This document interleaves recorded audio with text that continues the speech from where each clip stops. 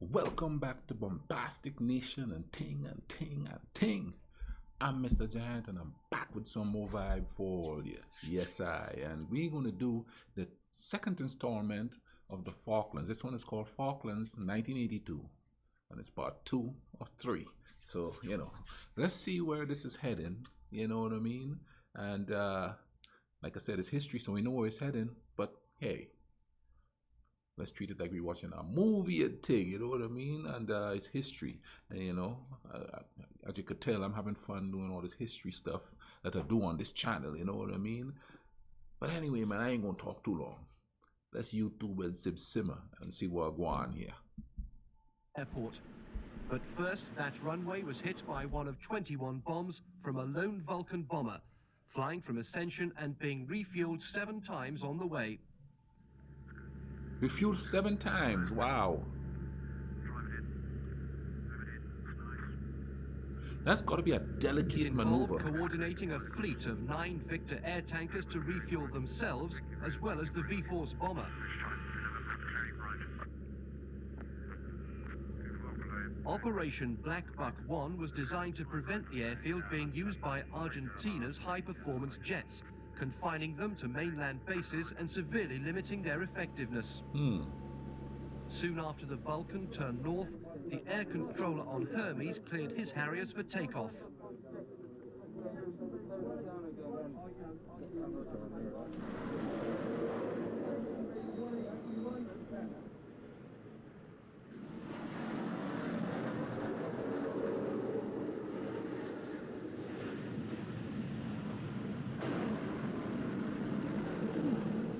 Firepower. At the time, the number involved was kept secret, but it's now known that the raid was carried out by 9 Harriers, 4 from Hermes and 5 from Invincible.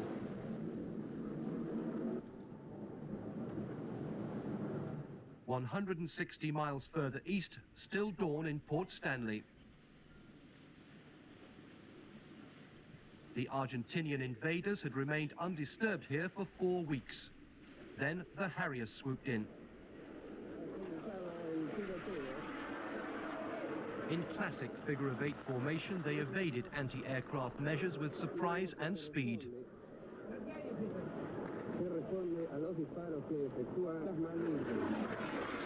The whole raid lasted just over a minute, but there would be 500 more.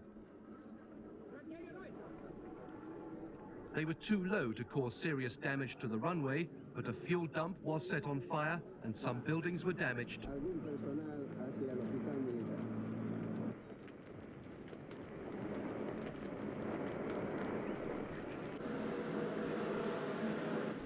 The Sea Harriers returned virtually unscathed and were landed quickly, being short of fuel.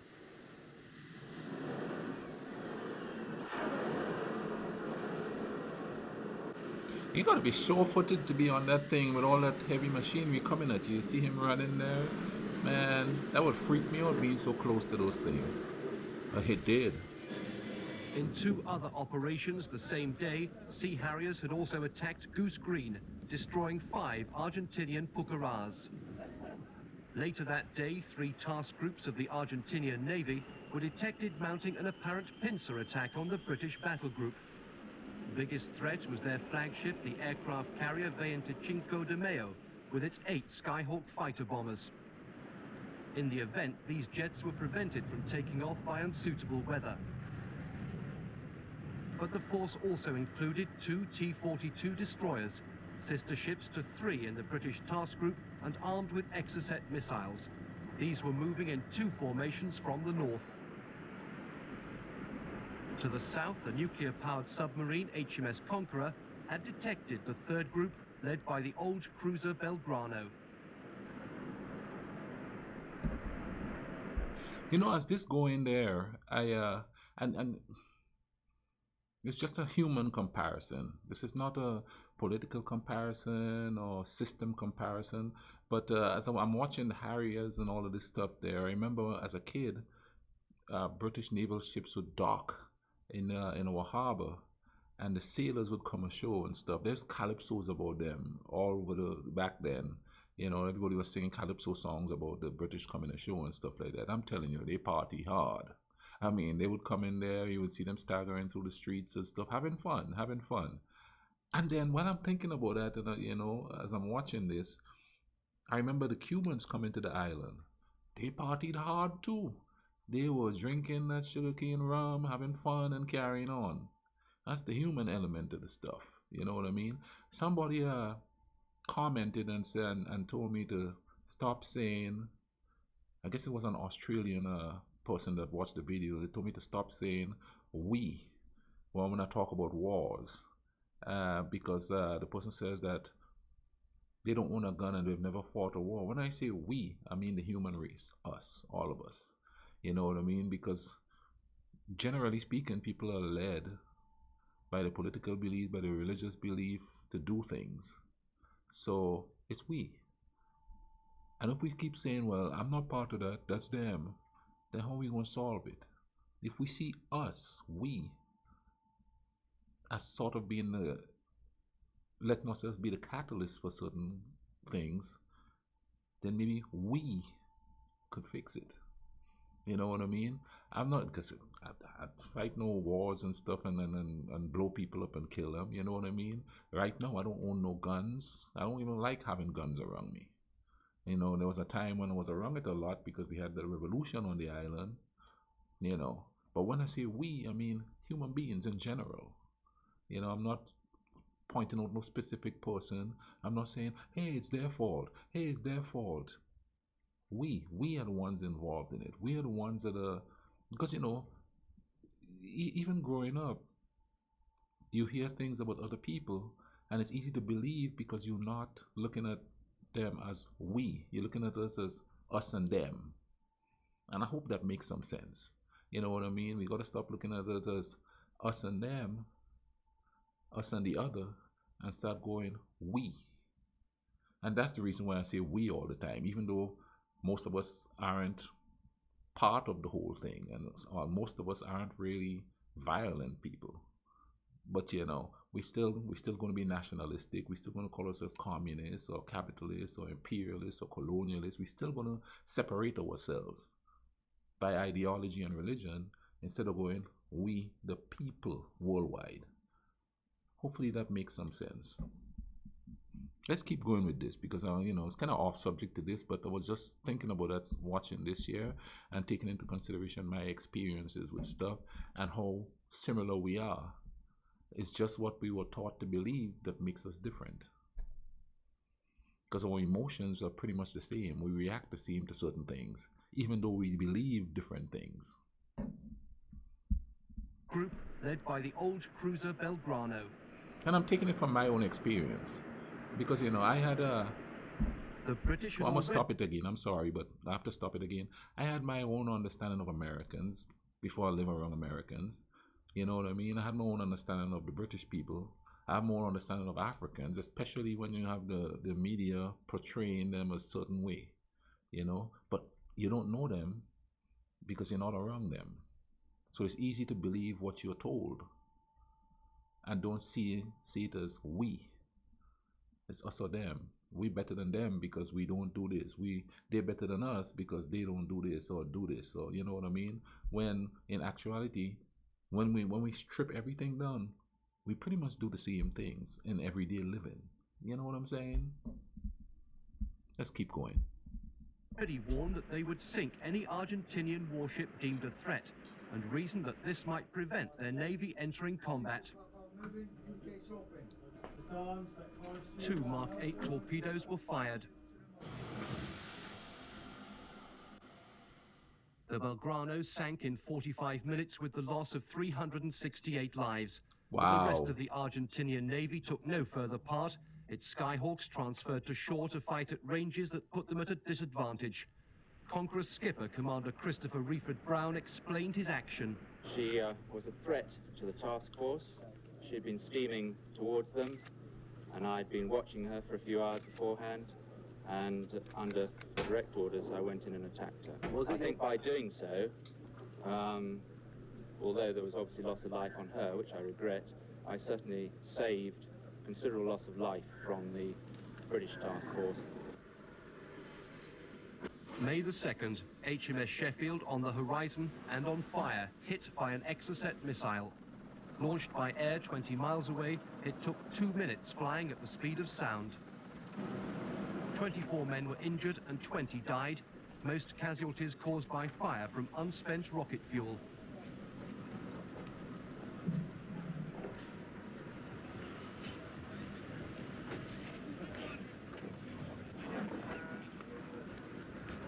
The human cost was the result of economies. These T-42s had been shortened to save money, leaving no space for the sophisticated Seawolf missile system. It had therefore proved vulnerable to air attack, despite being specifically designed for anti-aircraft picket duty. May the 21st, 7 weeks after the original Argentinian invasion, commandos of 3 Brigade began landing at San Carlos. They were unopposed. The Argentinians had been convinced Britain would land close to the capital, Port Stanley, as they had done. And as men and material continued to pour onto the beaches, the Argentinians were encouraged to believe this by a series of diversionary raids. In the anchorage itself, there was little room for naval escorts. Most remained out in Falklands Sound as the May the 21st Mother Nature's still doing this beautiful thing with a rainbow. Against air raids. Canberra would take all day to disembark her Royal Marine Commandos.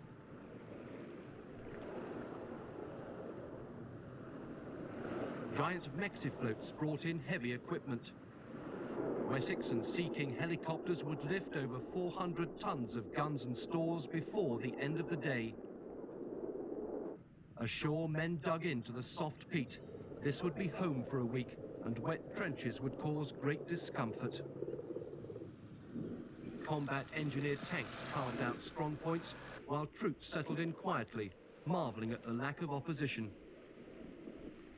It was to come from the air. Argentinian Skyhawks spearheaded mass strikes on the forces now assembled in San Carlos water. On Hermes, 130 miles from the beachhead, Harriers prepared to intercept. Despite only having 20 minutes on combat air patrol, the Harrier was responsible for downing 23 Argentinian aircraft, mainly with Sidewinder missiles. Ground defense Rapier missiles picked up the action. There's an air battle going on to the north. Air battle to the north. Second radar 50 miles west. I say again, the first radar 40 miles west. The second radar 50 miles west. Out. 2 Skyhawks swoop over the beachhead, the first of 5 hours of attacks by 60 aircraft. Almost always they came in low and fast, but this often prevented their British-made Mark 17 bombs from exploding. The anchorage had been chosen so that Argentinian aircraft would have difficulty lining up on individual ships. You hear that? And you scary.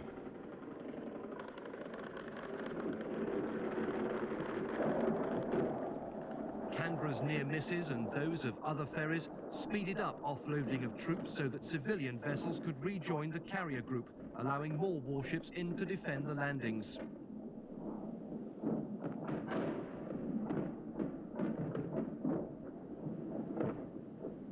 The Argentinians lost 13 aircraft during these raids.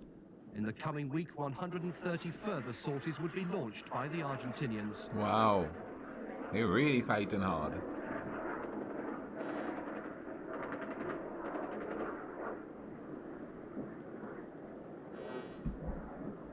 I ain't lying, man. Those artillery fires is the scariest thing.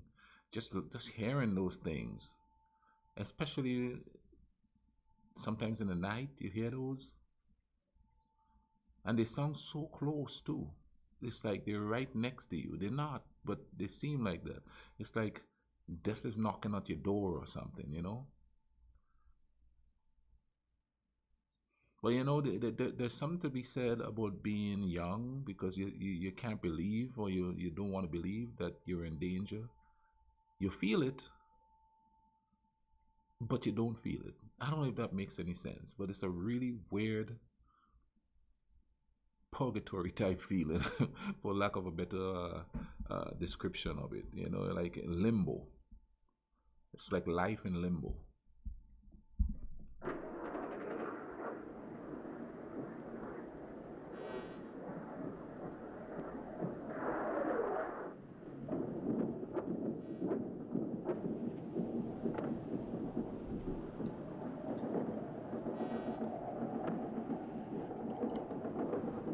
a near miss for HMS Yarmouth. She was one of the few gunline ships to emerge unscathed from Bomb Alley.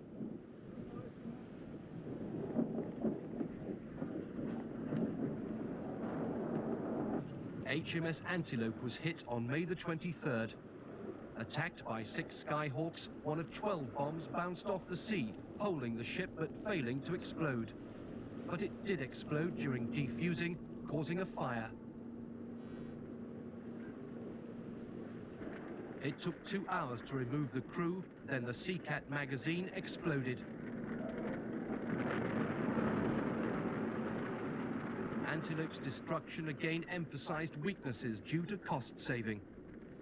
These Type 21s were originally conceived as low-performance ships for foreign fleets like Iran's, with a widespread use of plastics that aided the spread of fire. Another lesson was the urgent need for an integrated long and short-range air and missile defense to combat saturation air attacks. And mass Argentinian air attacks continued.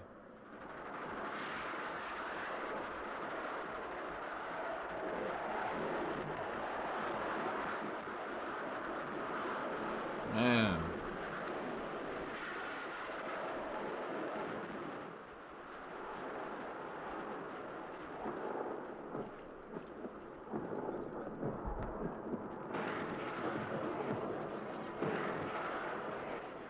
A Sea Dart missile hunts its prey before another attack homes in.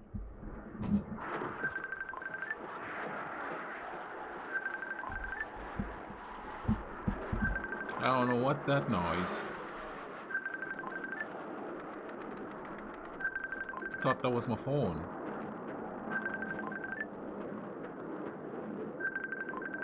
Reconnaissance helicopters shelter from attack. As the escorts hit back, many ships were lucky to be hit by bombs which did not explode. The commando carrier Sir Lancelot was one, towed to safe anchorage for the bomb to be defused. News of mounting ship losses sharply increased political pressure for an early breakout on land. What is that? First, instead of using helicopters as the Argentinians expected, British troops walked to Port Stanley along 3 arduous overland routes. Second, 2 Paras swooped on the important Argentinian base at Goose Green, sparking progress that would That lead wasn't to my tragedy phone. at I don't know what Fitzroy. was making that. Goose Green was a turning point. The 6-phase British assault quickly overran outlying Argentinian positions, but faltered at their main defense line. 2 Paras commander was killed at Darwin Hill, then the Argentinians were outflanked at Boca House. 2 Paras momentum then took them to the airfield as Argentinian reinforcements arrived, but after a fierce firefight, 2 Para outflanked them. The battle lasted 15 hours, night and day, because SAS observers had been unable to assess the strength of Argentinian defenses. The debris of the first land action, the only battle to spill over into daylight hours, with the disadvantage of fighting on the open Falklands terrain. Good infantry work and handling of weapons, without much outside support, had defeated a well-defended position. Yet despite the ferocity of the encounter, only 72 died, 55 Argentinians and 17 British. Bad weather prevented airstrikes until late in the battle. When they did come, Argentinian resistance crumbled fast. Their strong points fell because they'd been badly planned and were unable to afford themselves mutual protection. Only the final surrender revealed just how outnumbered the British forces had been. Over 1,500 Argentinians were taken prisoner, 3 times as many as expected. They didn't include their commander. He telephoned his orders from a safe house in Stanley. The presence of Pucará ground attack planes had discouraged the tactic of a helicopter-borne assault. They had also been used to drop napalm, a futile weapon in open territory.